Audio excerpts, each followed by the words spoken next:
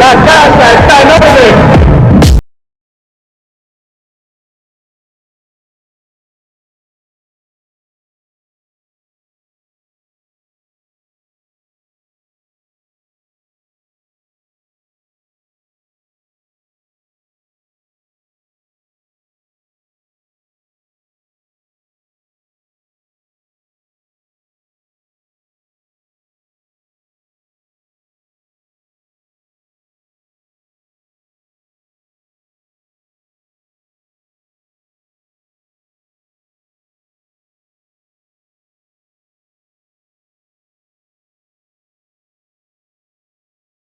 Se trata una frase muy importante de la historia de nuestro país y este año todos queremos saber qué es lo que va a pasar en las elecciones.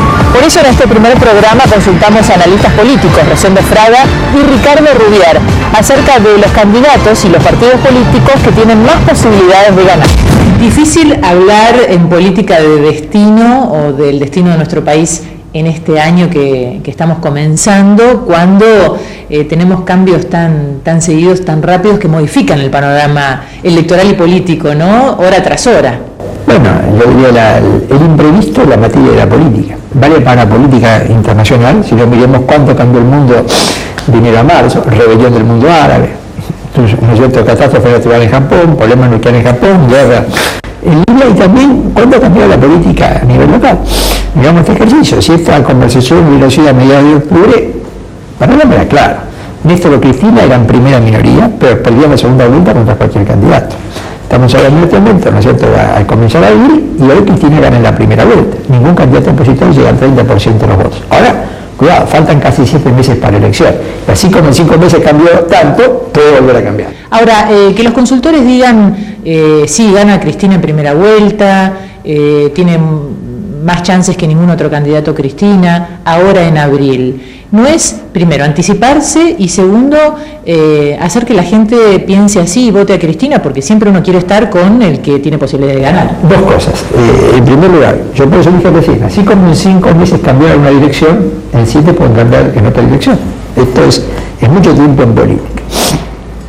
Yo siempre digo lo siguiente, las encuestas no determinan el resultado, pero determinan el efecto político del resultado.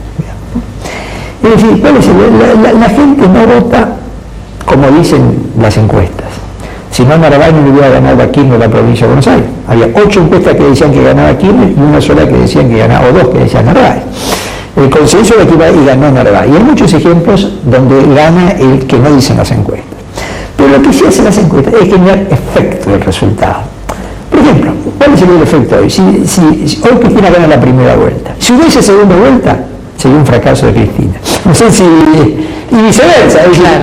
Genial el efecto. Si todos están esperando que Cristina gane en la primera vuelta, y Cristina gana, va a la segunda vuelta, esto sería percibido, ¿no es cierto?, como a lo mejor un año atrás, que Cristina quedara primera, aunque hubiera segunda vuelta, era percibido como un éxito. Entonces las encuestas, creo que este es el punto. Y cuanto más fallan las encuestas, más efecto político generan.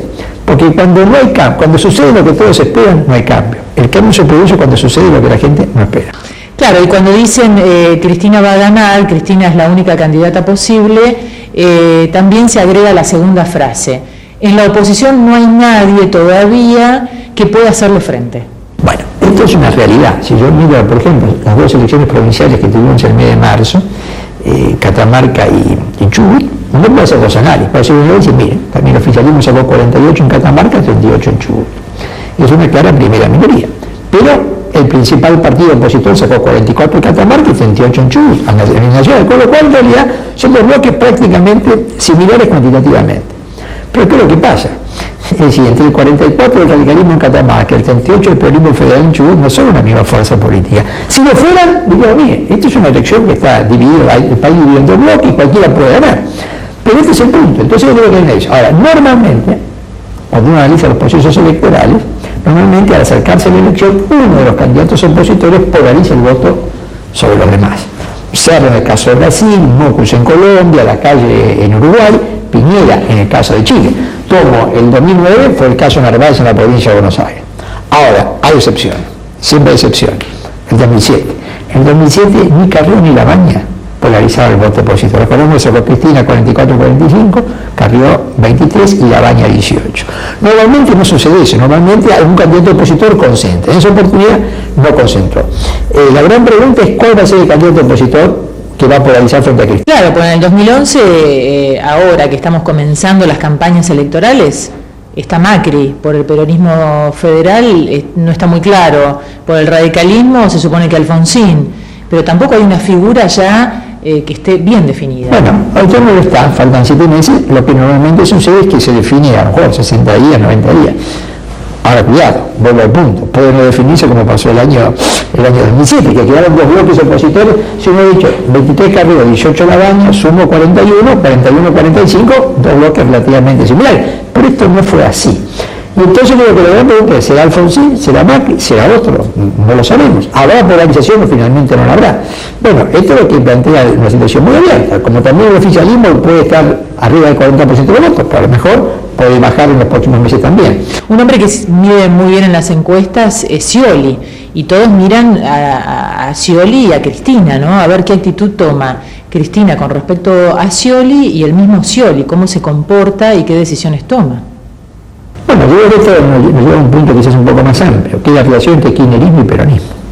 La relación entre kirchnerismo y peronismo es una relación compleja, en el sentido de que sí, uno lo puede analizar como que, bueno, el kirchnerismo es una forma de ser, de expresarse políticamente el peronismo, como puede ser el menemismo, ¿no? Otra orientación ideológica en los años 90. En esta década el peronismo, pero el kirchnerismo adoptó una línea de centro-izquierda como adoptó el centro-derecha con el menemismo en los años 90. Y algo de esto hay, si me quedo el plano de la política. Como pasa que el tema de ideología hay algo más, ¿no es cierto? Es decir, me parece que hay ya claramente una discusión, un debate, ¿no es cierto? Y dentro del kirchnerismo y peronismo respecto a cuál es la figura, si es Kirchner o es Perón. Y esto no había sucedido nunca, ¿no es cierto?, antes. Nunca el menemismo, por ejemplo, se planteó sustituir a la figura de Perón. En este momento hay un debate. Los tiempos han cambiado, hay menos gente que conoce a Perón y Evita que en el pasado. Las nuevas generaciones que se acercan políticamente no lo hacen por Perón y Evita, y esto me parece que está planteando un debate ideológico dentro del peronismo importante, que tiene mucho que ver con esto: peronismo, kirchnerismo, provincia de Buenos Aires, gobierno nacional, Scioli y Cristina. ¿Podemos decir que los jóvenes han reemplazado la figura de Perón y Evita con Néstor y Cristina? Claro, pero cuidado con esto de la juventud, ¿no? Hay un estudio que acaba de ser presentado esta mañana que dice que el 94% de los jóvenes no se siente involucrado en la política. Entonces, que haya una minoría juvenil movilizada no quiere decir que esto se extienda al conjunto también. El PRO quiso intentar también captar a la juventud en su momento, ¿no? Pero uno puede, cuando uno mira los comportamientos electorales, no hay un voto joven diferente. La gran variable determinante del voto es la pertenencia social, no es ni el sexo ni la edad, ¿no es cierto?, de esta perspectiva. Es decir, los jóvenes y los sectores populares terminan votando al peronismo, punto más, punto menos. Los jóvenes de los sectores medios terminan votando al radicalismo o las fuerzas políticas afines. Y normalmente los jóvenes de la clase media alta tienden a votar por el PRO o Caballo o la UCD, ¿no es cierto? Eso es determinante. Puede pasar. Ahora, cuando alguien capta el voto joven, el voto de la mujer capta 2 o 3 puntos más que en el promedio, por lo menos 15 o 20 puntos más que en el promedio. Las mujeres también tienen un rol muy decisivo en las elecciones. Absolutamente. Pero también me punto, las mujeres suelen votar más de acuerdo a la pertenencia social. Si un candidato es ganador de las mujeres es porque si sacó 40 en el promedio, sacó 43 en las mujeres o 42. No porque sacó 40 en el promedio y 80 o 70 en las mujeres. ¿Qué pasa con los trabajadores? Porque vemos a un Moyano que quiere colarse de alguna manera en el gobierno y en los próximos comicios, y a un Recalde que está reclamando un lugar. Bueno, yo creo que acá hay en alguna medida, yo creo que esto también se enmarca en esto que decíamos, el conflicto entre el kirchnerismo y el peronismo. El sindicalismo sigue escribiendo en sus distintas variantes o expresiones, llámese Barrio Nuevo, llámese Venegas, llámese Moyano, a lo que es el peronismo. Y esto genera una cierta tensión entre Moyano y el kirchnerismo, ¿no es cierto?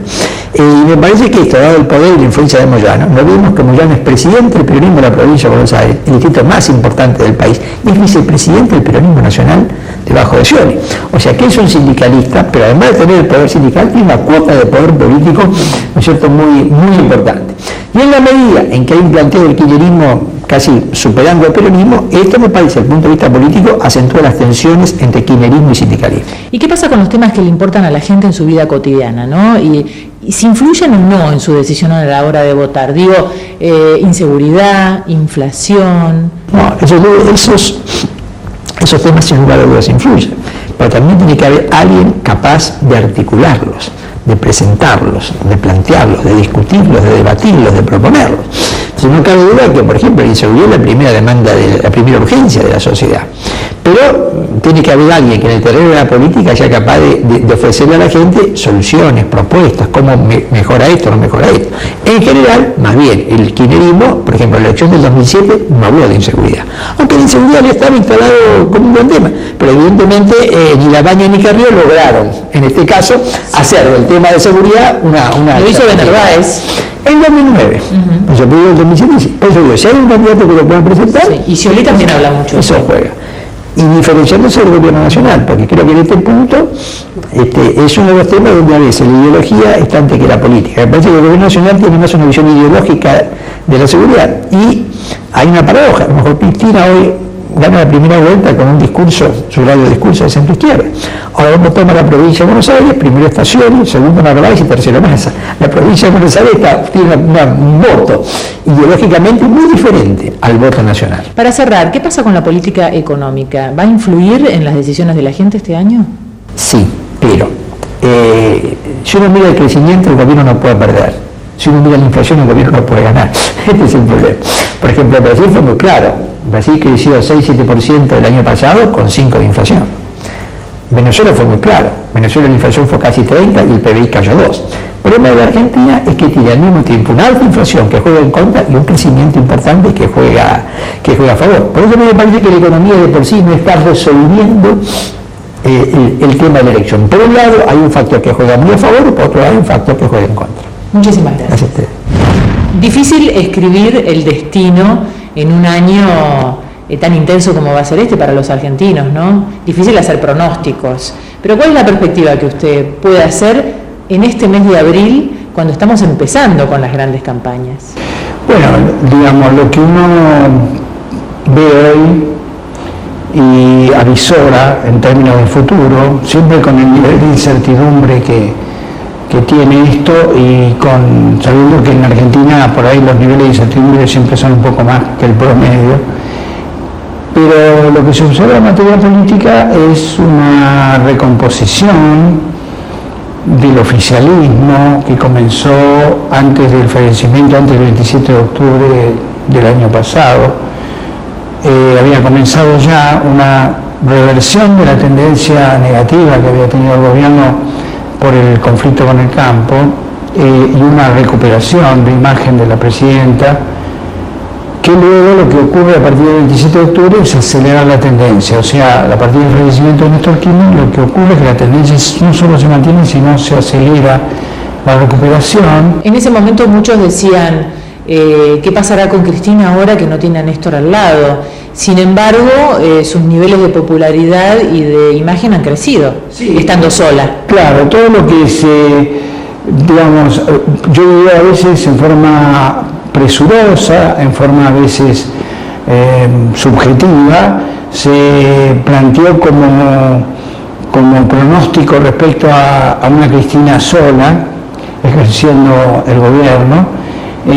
No se cumplió en términos de su capacidad, en términos del control que ella ejerce sobre una configuración compleja como es el kirchnerismo, una configuración compleja, digamos, nada de los vaticinios negativos con respecto a su imposibilidad o su incapacidad se cumplieron. Por el contrario, digamos, fue reafirmando más su figura, efectivamente eso es lo que ocurre. Para terminar de hacer un poco el escenario que yo estaba haciendo al principio, diría que todo esto se da en el oficialismo. La oposición se presenta como muy débil y ha estado con un debilitamiento que quedó muy manifiesto después del resultado electoral del año 2009, cuando el 28 de junio, cuando el 29 todo el mundo esperaba que las cosas cambiaran en términos de favoreciendo a la oposición, y en realidad lo que ocurrió fue que el oficialismo a partir del 29-30 de junio, como digo yo, apretó el acelerador. ¿Y qué cosas pueden perjudicar a Cristina en este crecimiento de apoyo que tiene? ¿Cuáles son los talones de Aquiles que puede tener ella en este año? Los factores, yo diría que son algunos internos y otros externos. Los externos, en los cuales el gobierno tiene que ver, pero que hay factores que no son controlables por los gobiernos, es la situación favorable desde el punto de vista internacional para una Argentina exportadora. Digamos, la situación internacional favorable para una Argentina exportadora, esto es bueno que así ocurra, mejora los índices económicos en general, el nivel de actividad económica, ahí sí depende más del gobierno, el nivel de actividad económica, que también tiene que ver con la exportación y también tiene que ver sobre todo con el mercado interno, se mantiene en niveles muy altos, esto es favorable. Hay otros factores que yo dije internos en términos del propio bloque de poder, y tiene que ver con lo que antes llamé la configuración compleja.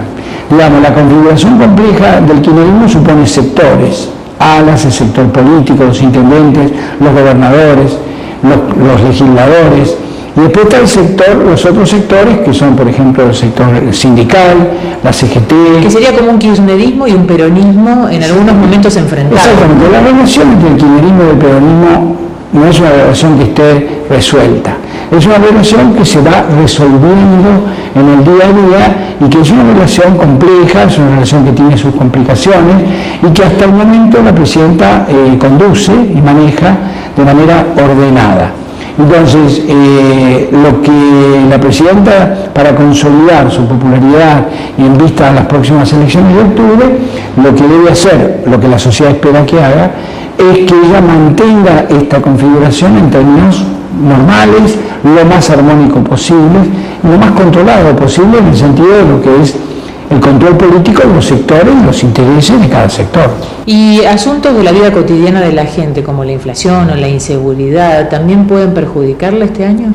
Bueno, aunque le parezca mentira o raro lo que voy a decir en estos puntos, hablando del tema de inseguridad, la inseguridad es un tema de principal preocupación según cualquier encuesta. Sin embargo, y esto es lo raro, lo que voy a decir ahora, pero es así, la inseguridad no tiene por el momento costo político en términos electorales. O sea, no tiene una repercusión electoral inmediata, salvo, excepto, que se produzca una situación de una rebeldía o de una queja popular colectiva muy grande y muy importante, eso sí puede tener una repercusión política.